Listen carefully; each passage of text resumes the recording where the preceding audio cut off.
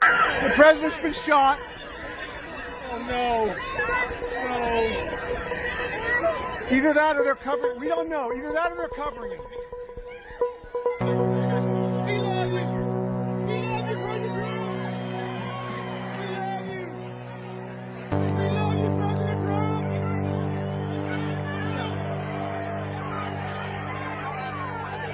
love you. Yes. Yes. Yes. We love you, President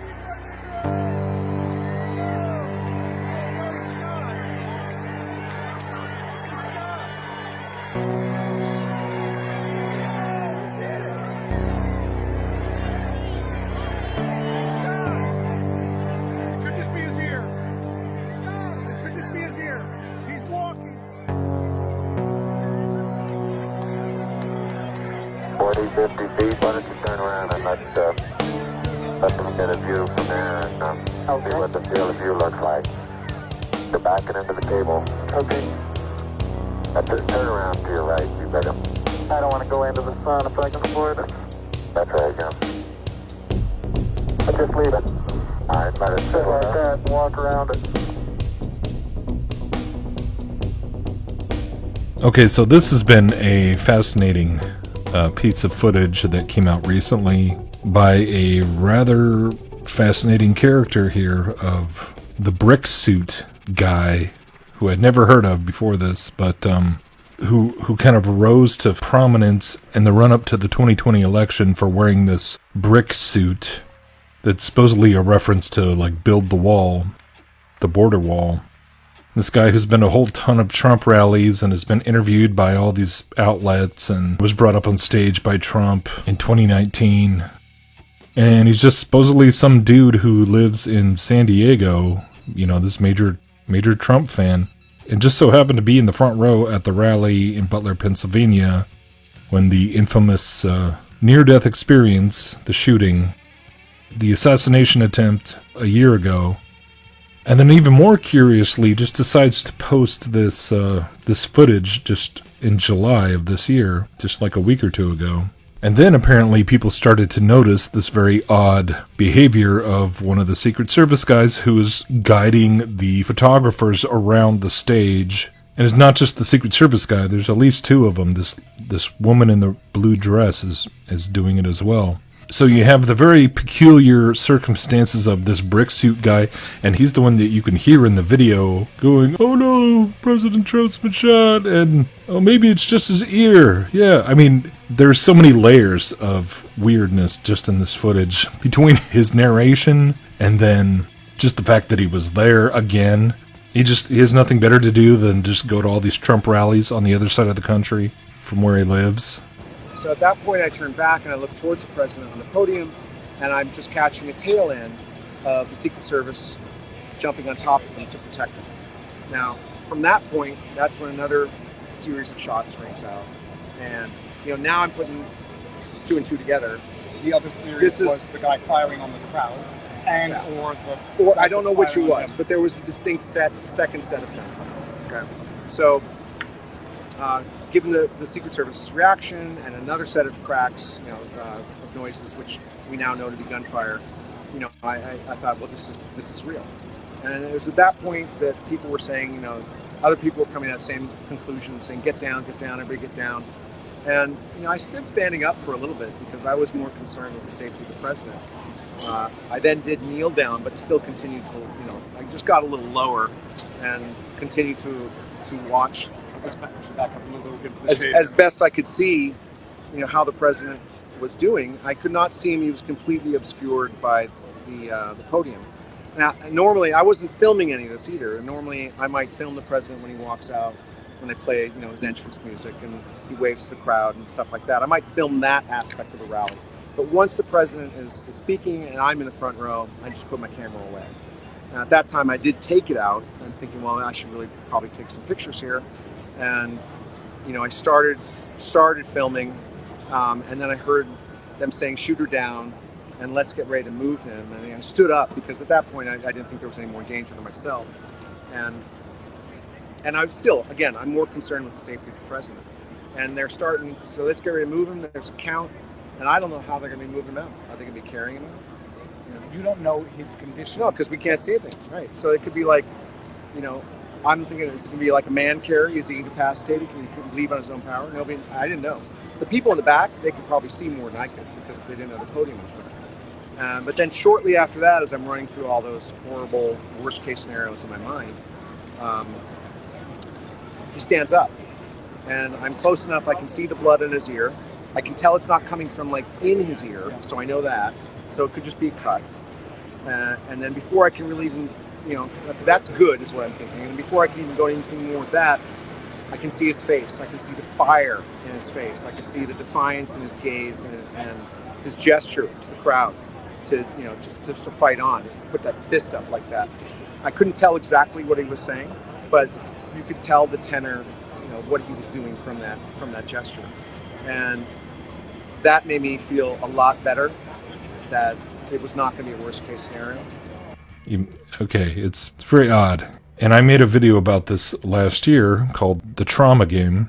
So on the one hand, it's like, wow, yeah, I don't know how anybody can look at this and not just be smacked right in the face by like how obvious it is that this is not what any of these people would be doing in a real life or death shooting scenario. Every single person in the crowd is reacting in a completely non-realistic or inauthentic way.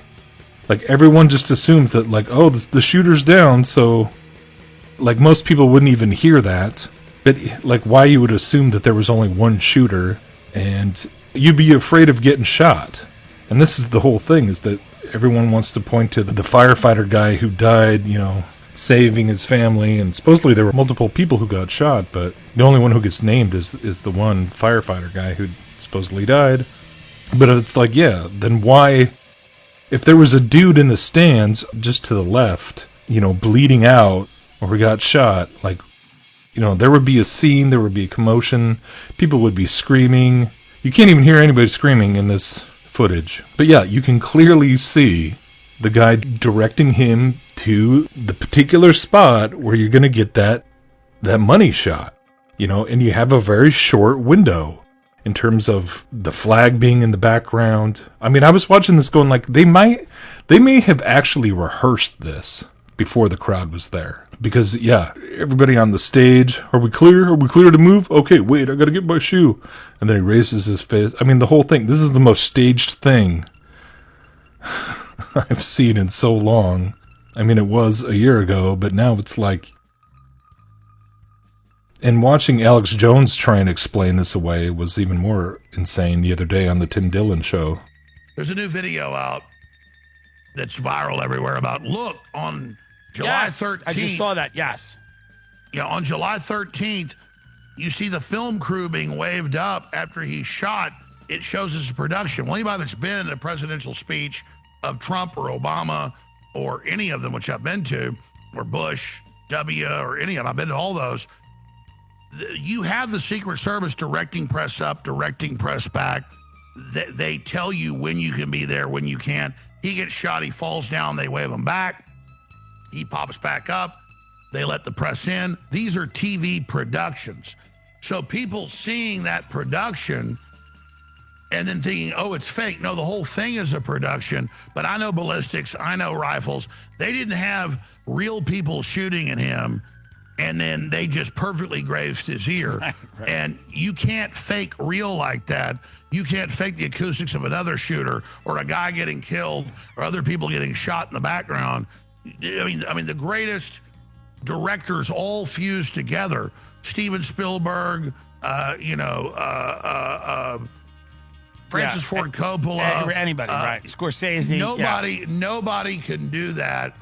Nobody can, carry that out. That was real. His ear got grazed. The Democrats hold up the cartridges and the bullet and go, something this big hit you. No, it's this big. And when it grazes you, that's exactly what it does. And because, long story short, I got shot with a 22 caliber pellet gun when I was 11. And it hit my ear and bled a lot, but the hole was closing like a day. Just went right through the side. I had the same thing happen. A kid named Mike Hamby shot me. It was an accident. But the point is that my grandmother's ranch, the point is, no, that was real. And all the lawfare and all the indictments and the mug shot and the persecution I've gone through was real. And because of that failing and because of what happened, they're now trying to spin that and make it go away. But people then see, oh, they push the media back. Well, if you go to any debate or presidential deal, they tell the media come forward, they tell them come back. And then once Trump pops back up, they're like, okay, he's okay, you can come back forward, because they're producers, they're filmmakers that run this, that are trying to get iconic shots for videos or put out for Trump. And so they all see him shot, they get scared and run back.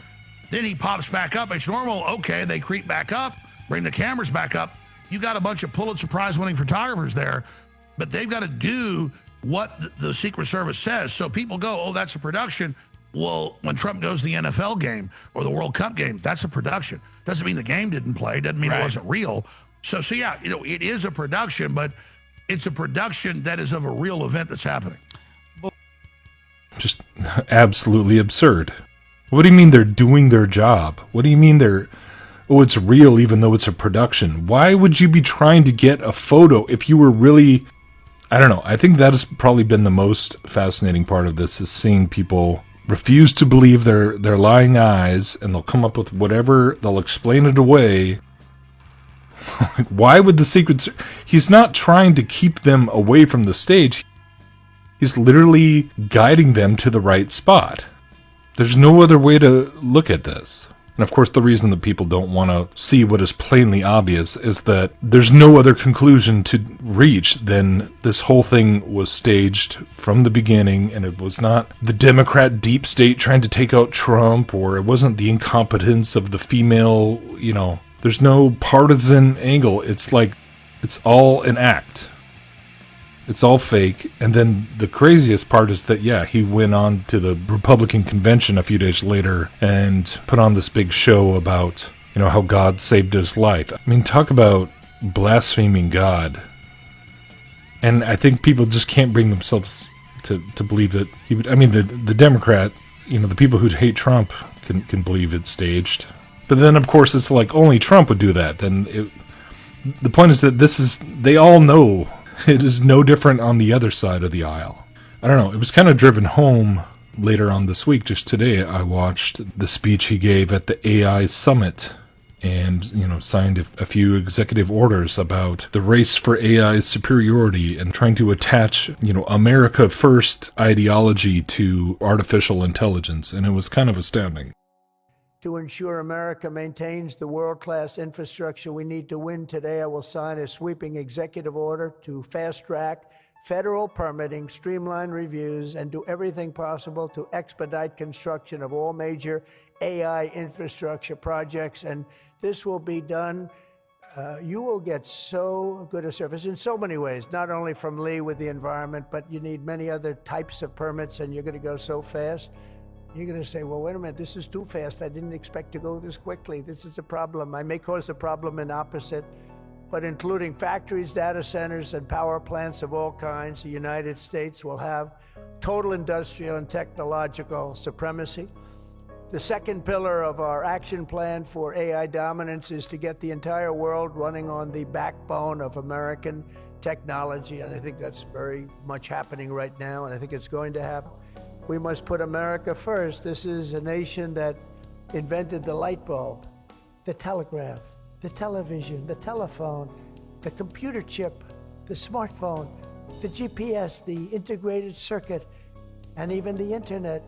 Basically, we invented everything. What is left? We invented everything. And now it's AI. We invented everything. Does anyone have anything else to say? And now we're going to take it to a new level. But Americans were the first to fly a plane, first to harness the atom, and first to plant our flag on the moon. We mastered the industrial age, we created the digital age, and now we are leading the world into the golden age, indeed, the golden age of America. With your help, that golden age will be built by American workers. It will be powered by American energy. It will be run on American technology, improved by American artificial intelligence, and it will make America richer, stronger, greater, freer, and more powerful than ever before. But this is really what he was brought in to do. It's becoming quite apparent, is to sell the part of the public that would be traditionally more critical of this whole agenda and the obvious threat to freedoms that this technocracy, this AI stablecoin agenda, I mean, it's right on our doorstep. And yeah, this is why I think all the Epstein stuff is just being allowed to swirl around to consume everyone's attention and emotion, is that there's nothing left. Like AI, you know, people have been warning about it for years, and I think people are just so kind of numb to it and bored with it that, like, whatever, what you gonna do? Like, it's an inevitability. And that's the message that he's preaching here, is that it's like, well, it's happening, it's here whether you want it or not. And so we might as well, you know, be number one. We might as well use it to make America great again and bring back prosperity and bring back jobs and bring back all this stuff. And even though he's already broken every campaign promise that he made 6 months ago, never mentioned AI during the whole campaign. No, this is the golden age, man. This is the whole pitch. But yeah, a lot of people were pulled in by this stunt in Butler, Pennsylvania. And a lot of people saw it as like a divine intervention. He's certainly better than Kamala Harris and all this stuff, right? And I don't think he's the Antichrist, but he's certainly an Antichrist. I think that much is kind of not even up for dispute in my book. As a false messiah, he's a false prophet. Absolutely. He's a Pied Piper to the algorithm ghetto, the algocracy, whatever you want to call it. The beast system. I mean, it's crazy even having been talking about this for so many years and then listening to the speech today, and it's like, it's still surreal that it's like happening. It's still kind of hard to even process that this is now and real and being rolled out. And that, like, yeah, there's a few people that I tried to send this footage to, being the brick suit footage, and they didn't even want to look at it because it was like, oh, it's AI. They didn't even believe me. They won't even look. And that's the thing now, is that, like, well, okay, fair enough. Like, yeah, this could be AI. But everything could be AI. Alex Jones, I was watching Alex Jones on Tim Dillon going, it kind of looks AI to me. Especially his suit and, like, just the coloring and the weird, I don't know.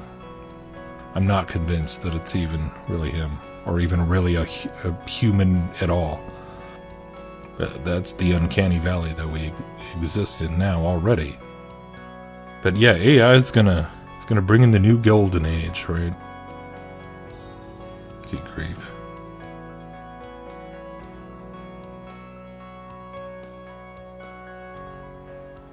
And what I keep wondering about with all this Epstein drama, because yeah, even if they do put out a list or put out something, you know, and implicate everybody on both sides, that in some way or another it's just going to implode the whole fake two-party system that more and more people are seeing through. I mean, we've already got Joe Rogan, who is the new mainstream media now.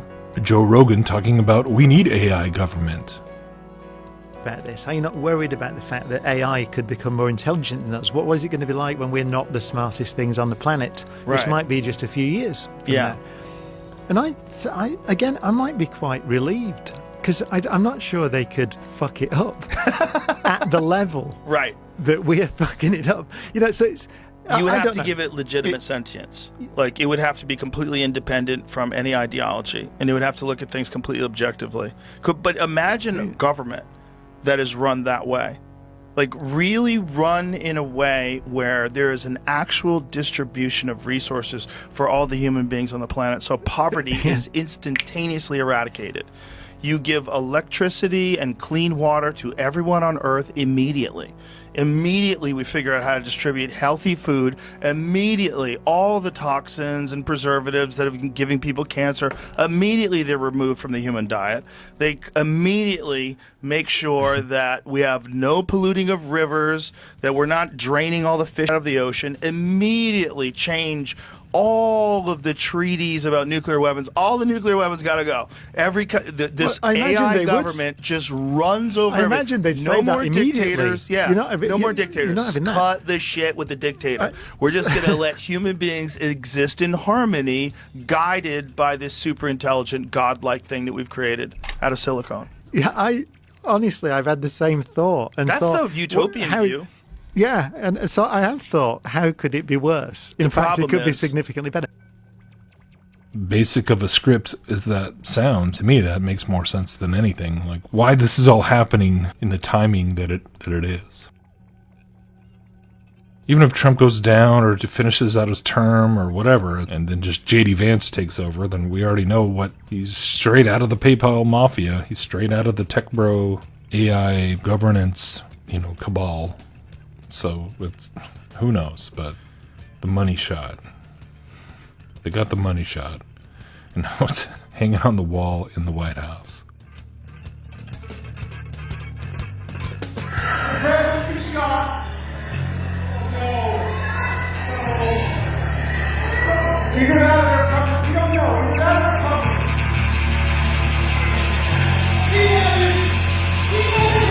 Stands up, and I'm close enough. I can see the blood in his ear. I can tell it's not coming from like in his ear, so I know that.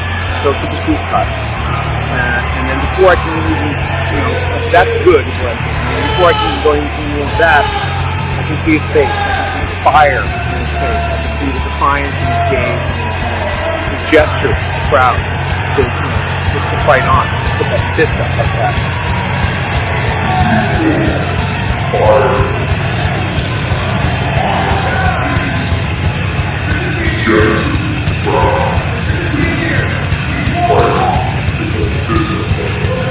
Fire in his face. You see the defiance in his gaze and his gesture to the crowd to fight on, put that fist up like that.